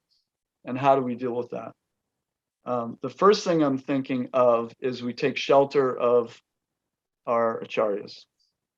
And just like the prayers of, our acharyas, Narottam Das Thakur and Bhakti Yoga, just see how, in one sense, pitiful and begging those prayers are. So this is one thing where, how can we get into a mood of accepting? And this is the paradox that I think many devotees struggle with, or I certainly have at times. We see these illustrious devotees, but yet the way they're speaking about themselves seems like it's inconceivable. But they're showing us, to me, yes, they feel that way on the one hand, and on the other hand, they're actually showing us the place in our own consciousness that we have to go in order to get really purified. Because from that place of humility, so much purification can happen. So much purification can happen. And this is why, our path has been called the crying religion. The crying religion. We have to learn how to cry for Krishna. And maybe even use the pain that we're in at times to cry out. Because the ego wants to say, oh no, that's not really who you are. That's not really, you don't really have those problems. You don't really have those challenges. The false ego doesn't like to think that way. But Bhaktivinoda Thakur, Narottam Das Thakur, Srila Prabhupada, just that prayer that he wrote in Boston, such humility. You're worthless servant. I mean, come on. He signed it like that. Such incredible humility. And so if we can move in that direction, then this is something that the rest of the world and all the therapy and all the body work and all the healing and all the psychological work, they can't touch that because they don't know it exists. They don't know. And also we know that the soul, if we really start to understand that our position in this world is fallen, in the sense that we are here, and how much of the time are we actually really feeling connected to Krishna? How much of the time do we really, get that I'm an eternal servant of Krishna? Like how much of our consciousness is filled with that realization? So if we get that, then we realize that we're in a fallen position. And then we really get that we chant, and at least at some point when we're chanting the holy name, that we come from that place. We recognize the position that we're in this world. That has a tremendous amount of healing capacity. And that will burn through so much pain and trauma. So having said that, that's important, because that's the part of the transcendental process that I think when some devotees say you don't need to do anything else, just chant, all those things will go away. That's what they mean. But in order to really have things get purified from us, we have to go deep. It can't just be, yeah, I'm shitting my rounds, 16 rounds, and I put my beads bags down and back to reading the newspaper. Now all my problems are going to go away. I don't think it's that simple. If we're declaring a war on Maya, a war on Maya and ourselves and our anarthas, then that means, it takes some deep work. And that deep work comes ultimately from humility. And this is what Lord Chaitanya taught us to wear it as a necklace around our neck. So having said that, there are certainly many processes that we can take. And that can be one, if we think of everything in terms of digestion, one, it can be honest conversation. If you find a friend or a, you know, ideally someone who has some understanding of the spiritual process that you can be open and honest with, because that helps to digest. The false ego doesn't like to admit, oh, I'm scared, oh, I had lust, oh, I'm angry, oh, I'm holding on to this, you know, image from the past, oh, I had a failed marriage and I feel bad about it, oh, I yelled at my son and I don't feel good about that, you know, oh, you know, I was attracted to this person or that person. You know, we don't like to admit that, because I'm not supposed to have any of those thoughts. I'm supposed to just remember I'm eternal servant of Krishna. You know, so devotees, we have this extra challenge where we also don't, I think we don't want to, again, I call it spirit polarizing or spiritual bypassing too much. When we go deep in our chanting, to me, that's not spiritual bypassing. When we think that the process is going to get rid of everything, even if we don't go deep, to me, that's bordering on spiritual bypassing. Not willing to, because if anarthas are strong, then we need to go deep. And it's not that we're supposed to be focusing on our anarthas while we're chanting, but we're supposed to be burning through whatever resistance we have to really connecting to the holy name and chanting the holy name. And then, yes, there are processes. There are definitely processes where, there's guided visualization. There's all kinds of things. There's tapping. There's all kinds of modalities that we can use. But if we put it in the context of, I'm simply doing this to help digest something that's become a distraction and face something that's become a distraction, then, but why am I doing it? As a devotee, I'm doing it so it's less of a distraction, so I can go deeper into my sadhana, and I won't be as distracted. Does that make sense? Yeah. So there's a lot of different modalities. Yeah. So another, I don't think if I'm taking more time, if you would like to close at this point of time, maybe if you have a little more extra time, maybe we can discuss the ways. No, go ahead. What were you going to say? Yeah. So basically, I was mentioning about this overeating concept, which you mentioned. I myself, I'm being very honest. I just speak to one person recently, and I was doing some kind of healing or some kind of talk with him, and he has a big problem of overeating. So basically, when I spoke to him, he came from a deeper place now. He told that in my past, when I was a child, we really had a lot of challenges for the food. So maybe one time in a day they used to get food, and that point of time, it was a time when they can consume the food for the whole day. So capture more and more in your body, store more and more in your body, so that you don't have to worry for the next 24 hours at least. Mm-hmm. So now, since that has gone deep into a system, every time, although the food is available in ample amount, and for 3 times at different points he can have that, but still he tends to overeat. Mm-hmm. So I didn't understand how to sell him through that situation, how to help him quitting that pattern which he had unconsciously developed at this point of time. So if you can just throw some light on that. Yeah, so okay, if someone like that came to me, there's different techniques, and I'll just talk about it, where we call it like inner child healing, for instance. So I'd have that person maybe lie down, bring them into a relaxed place, and have them go back in their memory to a time when they were scared about food, or there wasn't enough. And because it's almost like a part of him that's still living from that place. That part of him is almost like they're stuck in the cave of their own a cave that's in a part of their consciousness that's still living as if there's never enough food. So he made a choice at that time that if it's almost like an unconscious, if I ever get food, I'm always going to eat, and I'm going to eat as much as I want.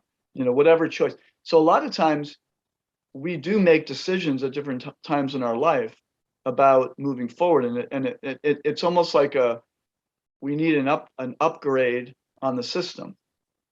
So a technique would be to go back and reconnect to that feeling that he had when he was little. And maybe in many cases, people have emotions, they have fears. And then as your adult self, go back there and now have a conversation and tell him, no longer that's not a problem anymore. So it's kind of weird, but that part of him gets to experience that, oh, okay, now there's enough. I can make a new choice. So there are very, it's kind of a sweet process where, he can, it's like there's a way to upgrade the program. He's living off of an old program. It's like if you have a computer, and it's, you're still on, I don't know, Mac 7 or something, or 5, when you really should be on a higher program so that things can function better. That's one way of dealing it. But sometimes it could just be really talking about it. It could be just seeing himself doing something differently, or recognizing in a deep way that I do have enough now. I'm okay. And then it may be from some visualization, and this is where it could be some prayer, or some way of empowering himself to get that he wants to change the program now. And that, in that case, there would be some degree of will and personal power, and maybe by grace also, that the person is able to do that. But there has to be some kind of pivot, and what creates that pivot.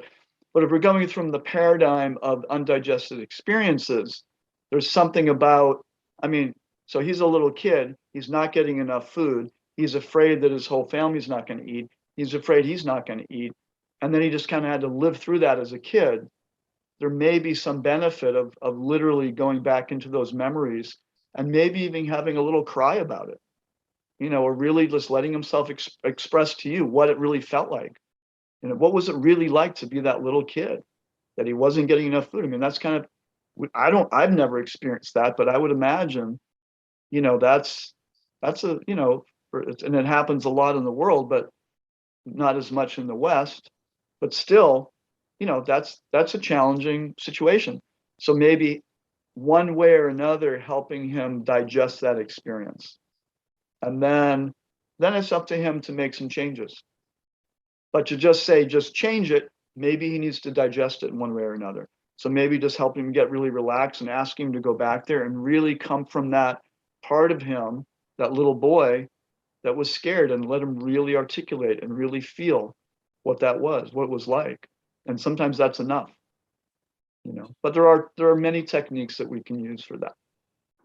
Oh, it really makes sense, Prabhu. Thank you very much for your kind guidance and association. Sure, thank you. Prabhuji, I just wanted to possibly redirect you, because we have a little bit less than half an hour to go. Yeah, sure. And I know you mentioned about the doshas and going into them with a little bit more detail, plus also the seasonal recommendations for like this coming fall and maybe winter. Sure. Okay. Yeah. So the doshas are, so I'll just say a little bit on that. We understand that there's the 5 elements: earth, water, fire, air, ether. And each living entity is made up, everything in the material world is made up of the 5 elements in different degrees.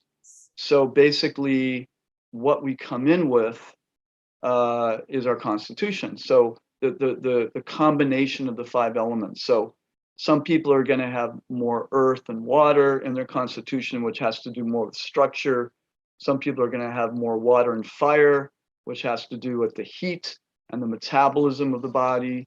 Some people are going to have more air and ether, which has to do with the nervous system and the mind, the air elements, like that. So depending on the amounts of the elements that a person comes in with. When I say comes in with, means how we're born. This is our constitution. And so if somebody has a lot of earth, and each dosha actually means fault. It actually means fault because the elements are material. So therefore they are affected by time, by different energies, by the three modes of nature, by activities, by thoughts, by diet, by lifestyle. So they have a tendency to exert themselves in an unhealthy way. So if somebody has a lot of earth and water, they would be predominantly kapha. So the nature of earth and water is that it's structure, is stability, not too much movement. So if that's the case, too much of it means that person might have a lot of structure, and too much structure might be too much tissue. So they may develop weight problems. They might become overweight. They may develop certain things like diabetes, certain conditions. The blood vessels may become thick with cholesterol and fats. And mentally and emotionally, they may become, more like a rock or a tree, stubborn, slow moving. So like that. So we can have these different combinations. So fire, pitta is made up of fire and water, or the oils in the body. So when we're thinking about doshas, we're always talking about excess. So when we say the person has a pitta dosha, that means their disease tendency or their fault tendency is, is that they'll become too fiery. Or if they have, a air tendency or a air ether or vata, they're going to be too vata, too airy. So too much fire would indicate inflammation problems, inflammatory problems, maybe skin problems, and also irritability, anger, like that. So then the air element and the ether element would be vata. And that would be, the problems that go along with that is more neurological, there could be a lot of pain or tightness in the body. The body would tend to be thin and wiry. The mind might be more agitated, fast moving. And when there's a strong vata derangement, anxiety, neurosis, fast talking. So there's many qualities. Excuse me, I'm just gonna drink a little water. There's many qualities that each dosha has. And there's 7 doshas, basically. There's Vata, Pitta, Kapha. There's Vata, Pitta. There's Vata, Kapha. That's 5. And there's Pitta, Kapha. That's 6. And there's Vata, Pitta, Kapha. Generally, originally in Ayurveda, these days people say, well, I'm Kapha, Pitta, or I'm Pitta, Vata. My understanding, the more ancient Ayurveda, original Ayurveda, we always put the more subtle first, because if you have Vata Kapha, then Vata is more subtle. It's always going to have more of an effect. If you're Vata Pitta, even if you have a little predominance of Pitta, you would still call yourself Vata Pitta, because just like a fire, if a little wind blows on the fire, it makes the fire bigger. So for Vata Pitta, when Vata gets disturbed, it's going to make the Pitta get more, it's going to make it bigger. So a lot of times when, of someone who's irritable by nature, if there's a lot of chaos around them, which we call Vata, then they'll get more irritable. They won't necessarily go towards anxiety, they'll go more towards irritability. So those are the doshas. So we all come in with these physiological characteristics that we're born with. And this is our constitution. It's not really changeable. But what's changeable is the degree of the dosha, the degree of the derangement. So if we do things that derange, like if we have a lot of fire and, we dislike heat and we're eating our meal in the hot sun in the summer, this will derange our fire even more. Some people, they're in the sun and they get very irritable very quickly.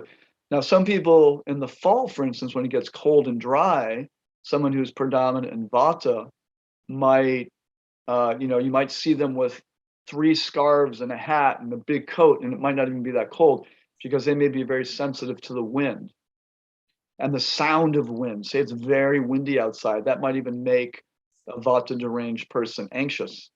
It might even be scary for them. So we each get impacted by, different, by the doshas. Remember, we all have the 5 elements within us, but it's a question of degree. So, but we all are typically one of the 7 doshas. And the purpose of knowing our dosha is so that because it's our fault tendency, by knowing it, then we can remedy the situation. So it's kind of accepting our limitations or accepting our fault tendencies means that we have more power over it. There's a saying, if you name it, you claim it.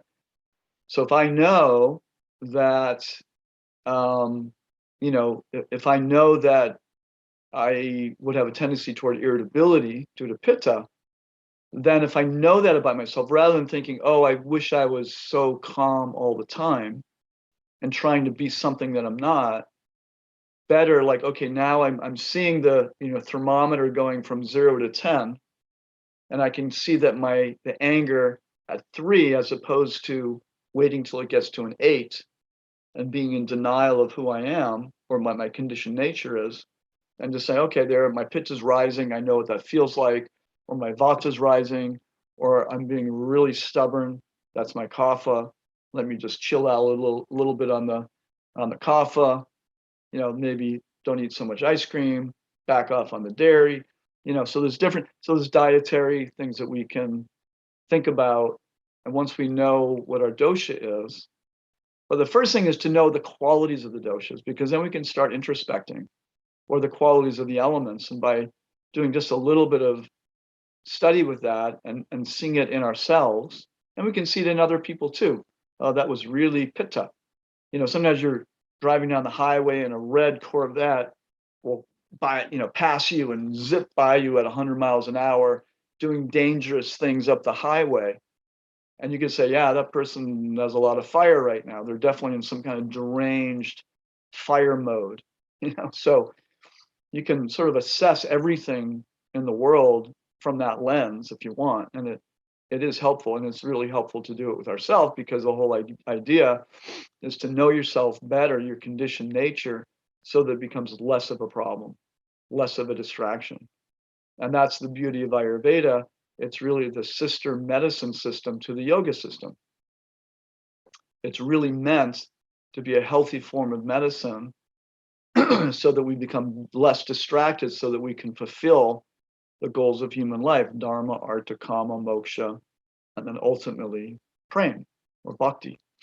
So by understanding and by acting accordingly, then we can live, a healthier life, a more sane life, a more self-accepting life. And even it can help us understand other people. Sometimes we think, gosh, if that person just changed or whatever. But if someone really is Vata by nature, they can become a healthier Vata, but they're never going to become Mr. Mellow. But they may become way less anxious, but they'll probably have to work with that to some degree throughout their whole life. And it may be that they really get a really great grip on it at some point, which is wonderful. But it can also help us look at other people and say, oh, this is a Vata derangement this person is having. This is a Pitta derangement. This is a Kapha derangement. Or this person is really Kapha, that therefore I understand why they act that way. Rather than thinking, what's wrong with them? They're so stubborn, I can't stand that person. That's just who they are. Then if you're friends, you might be able to say, look, once you can work on becoming 20, 30% less stubborn. That would be great for our friendship. But to expect them to become completely unstubborn, you're not accepting that person's conditioned nature. And you're focusing on that rather than focusing, one, on what's possible, and two, on what is their, who are they really as a spirit soul. So those are some, just touching on the dosha. And then just wanted to touch on quickly the, excuse me, my throat's getting dry, the seasonal influences, where every season we're meant to live and eat differently. So we're entering into the fall season. We're in late summer right now. And but it's good to touch on the fall. Like I said before, the energy starts to go down and in. It's called the descending cycle of the season. We have summer, which peaks, and then it starts descending.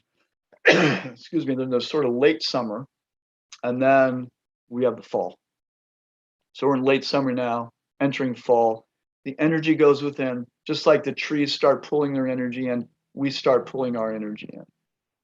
So living and eating according to the season is really important.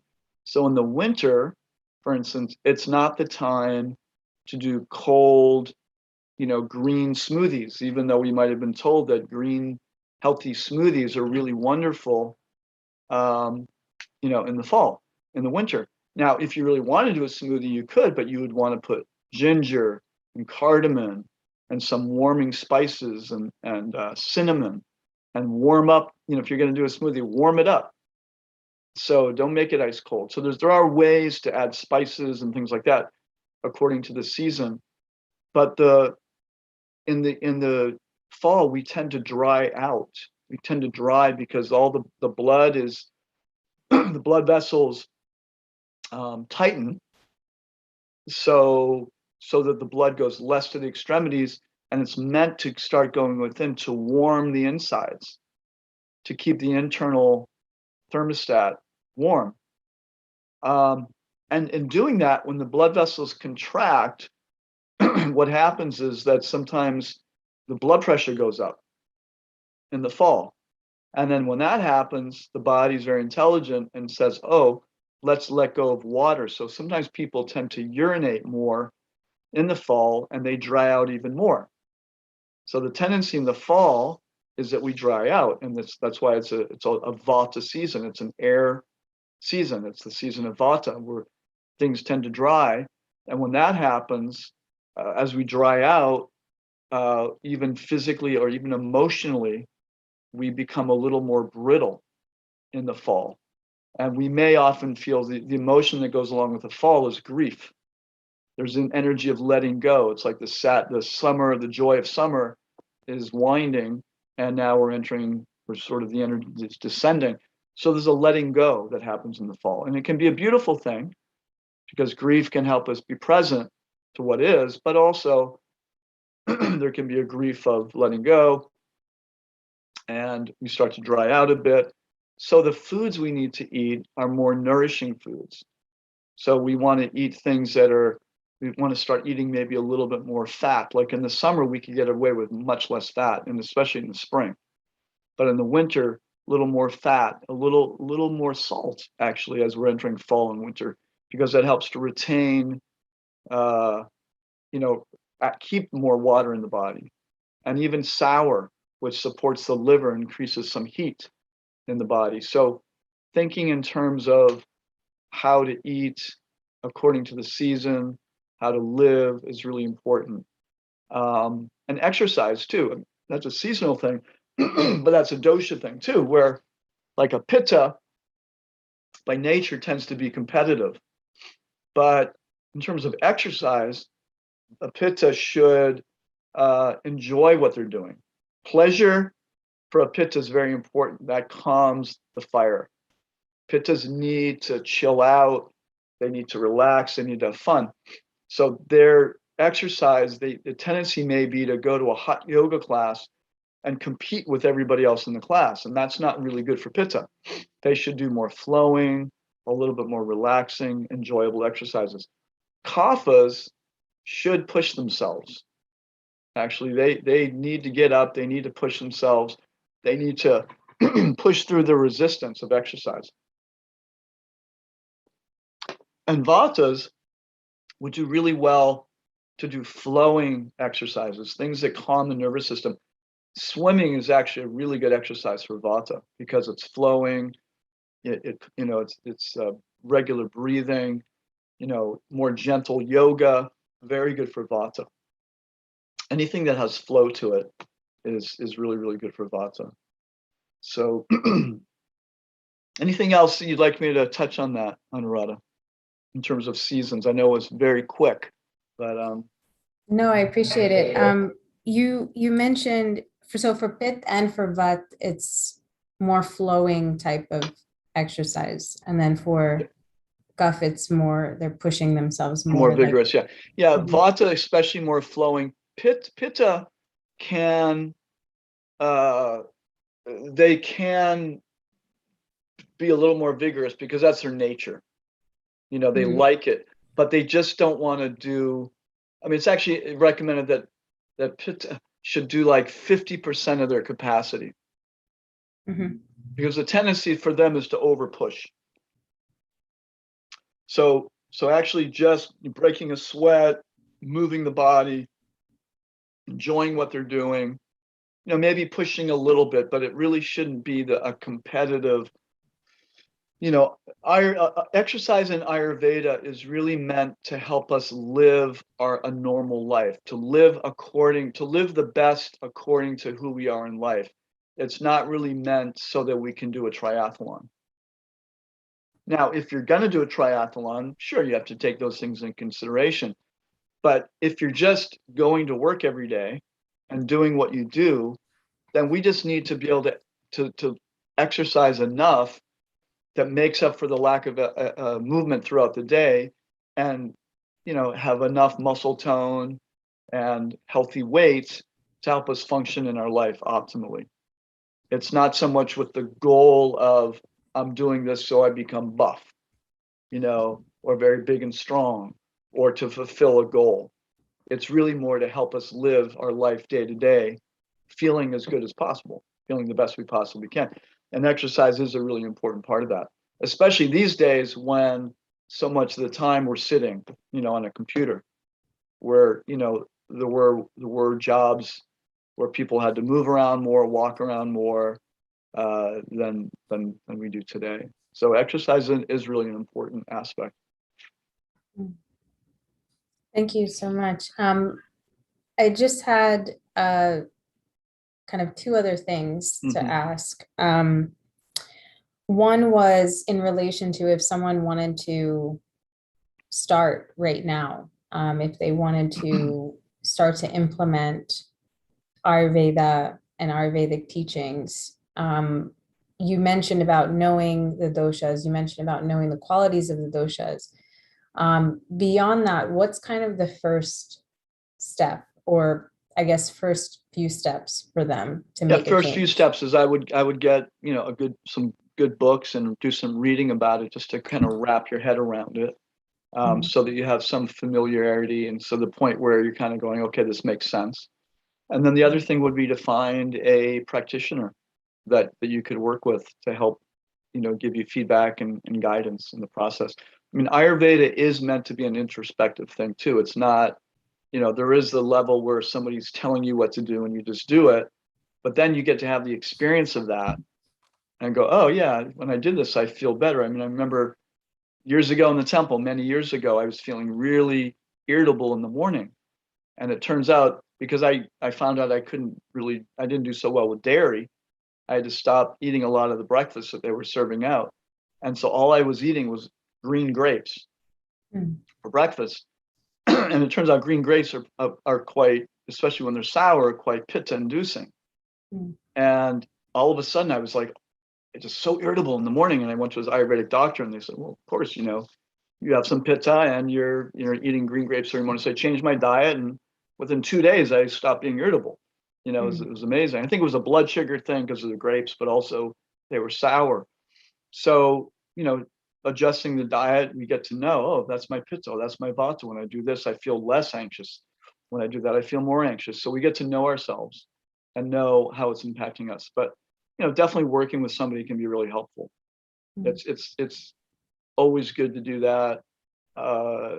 usually, because a lot of times we'll hit a wall anyway, hit a wall and go, I don't know if this is really helping.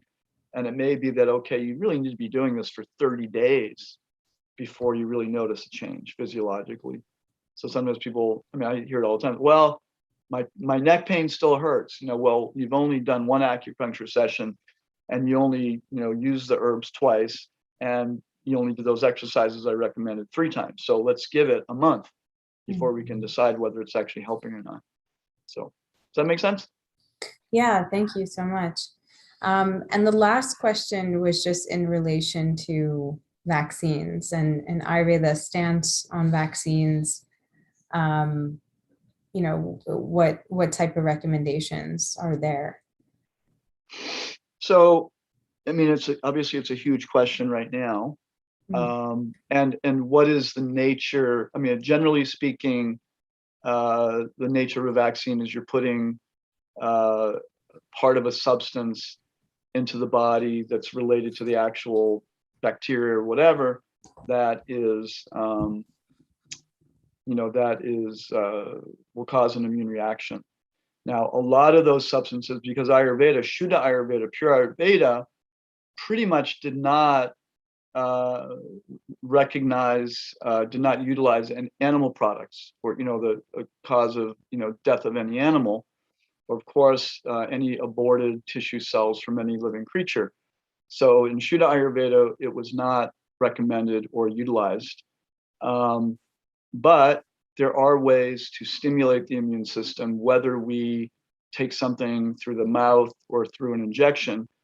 So in ancient Ayurveda, it wasn't so much recommended, but there's an Ayurvedic, Ayurveda, it's understood that, you put someone in a room and a real Ayurvedic master, even in my room right now, would be able to make some kind of herbal remedy or medicinal remedy out of anything that's in this room, even if it's unnatural, because everything is made up of the 5 elements.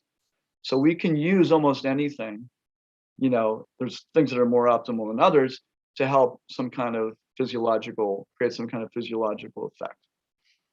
So there's also the principle of Ayurveda is always trying to have the greatest impact with the most subtle source. So in other words, like I said before, if I can change a disease by changing diet rather than surgery, that's much more subtle than using surgery. So by supporting the immune system in ways that are less dramatic, then Ayurveda would recommend that. So one of the problems that we're seeing now is, well, there's a lot of problems, but is that because culturally we're not being widely educated on how to really support the immune system, and we're not being widely educated on what herbs and even what pharmaceuticals are, could be used to manage this virus, then, typically the mindset is that, one of the only things we can really do is is using a vaccine. But in reality, there's many, many things that we can do, and there's many, many protocols. They're just a little more complicated in the sense that it's not usually just one thing. If you saw my medicinal cabinet, we have andrographis, we have Guduchi, we have zinc, we have so many different things. There's some amazing Chinese herbal formulas that were developed specifically for fire toxic heat in the lungs, which is basically a cytokine storm that they talk about with COVID, where the lungs become damaged and they become extremely inflamed, and then that's when people get very sick and sometimes die because of that secondary immune storm. And there are herbs and nutrients that can help quell and calm that storm. So there's ways to do it, but culturally and in our culture, we're not being taught. There are people that know these things, but even there's there's suppression of that.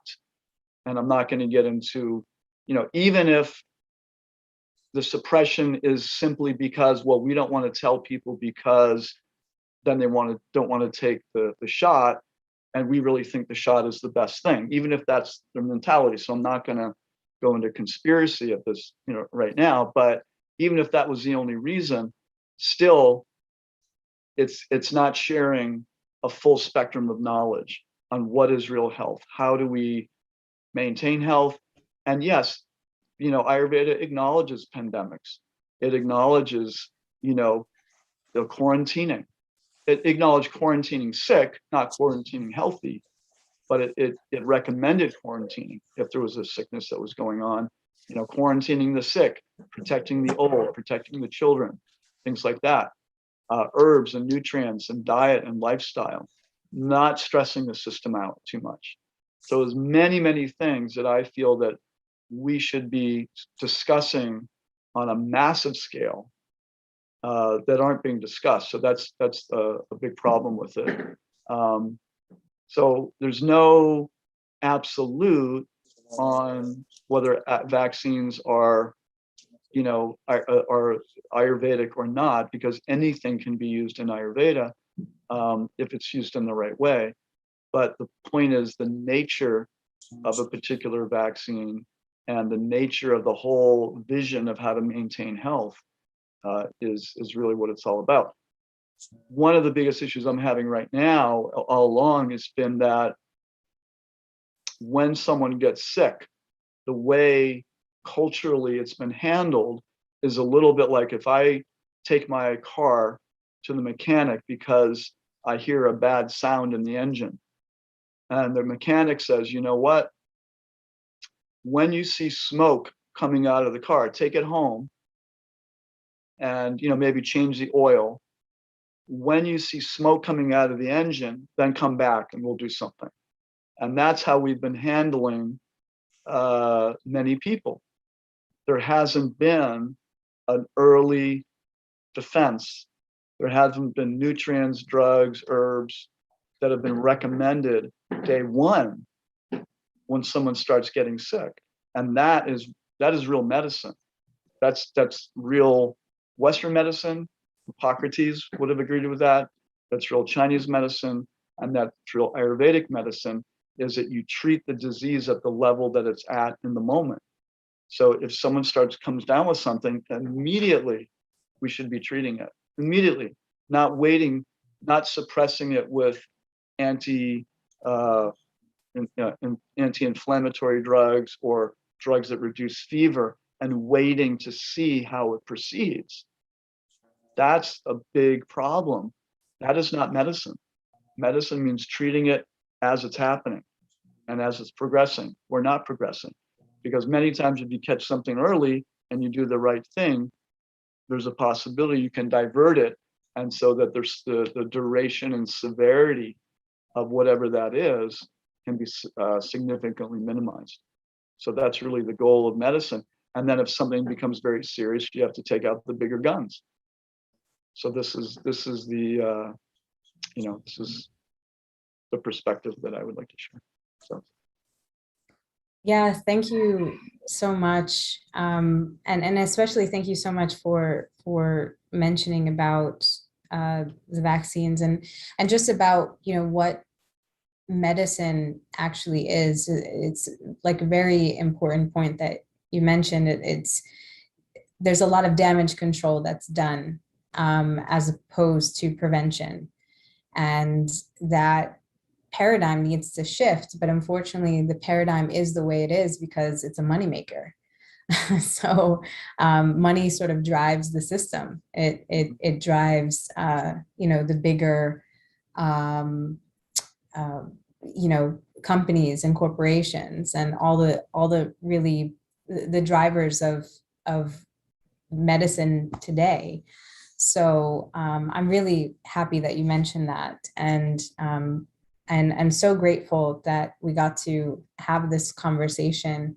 I'm hoping that more can watch this later, because I know that there was sort of concurrent events going on today. So, but this is like a really important topic, and I think once people are ready to really take control of their health and be accountable and responsible for their own health, then definitely Ayurveda plays such an important role, and in discovering really what true medicine is, and in discovering what true health is. So I'm really grateful for you, Prabhuji. Thank you so much. If anyone, Itigopal Prabhu or Kunkumangi, if you have any kind of last remarks or any last questions. Yeah, so basically, just wanted to have one quick doubt on this, the doshas which you just described, Prabhu. Like, as you said that our kapha nature is made up of earth and water. So there are two different elements which is making this kapha nature. So is there any possibility that water can be more in content and also making kapha than having earth content? Or the same as we have pitta nature, we have water and fire. Is there any possibility that fire can be more than the water? So how does it make any difference in the dosha itself? Yeah. So yeah, absolutely. So that will just, determine the nature of that particular dosha. I mean, just think you could have, 1,000 people who are kapha, and they're all going to manifest that kapha a little bit differently. So, it will do that. So it'll just manifest a little bit like pitta. If there's a little bit, I mean, the water in pitta it's not the water. It's sort of like the oily substances in the body, but when you put water and fire together, you make hot oil. It's like the oily, so hot oil. So some pittas will be a little more fiery. Some will be a little bit more oily by nature. It'll just change the personality of the dosha a little bit. So yeah, so it varies. Everyone is different. Yeah. And another quick doubt is, like, if you talk about water content, if somebody have more water content in the body, specifically to detoxify that, how do we work upon? That's my last question, basically. If they have a lot of water in the body, if we have more water content, let's say we have more air, we do pranayama, we do kapalabhati. Right. Oh, if they have more water, I see what you're saying. It's the nature of water is heavy and downward moving. So the thing would be to do those things that lighten us up and dry us out. So we want an antidote that with dry and light substances. But hey, listen, I actually need to go. I have another appointment. I just realized I was supposed to stop about 5 minutes ago. So thank you very much. I need to go. Let you go. Hare Krishna. Yeah, thank you so much, Prabhuji. You're welcome. My pleasure. Thank you so much. Hare Krishna. Haribol.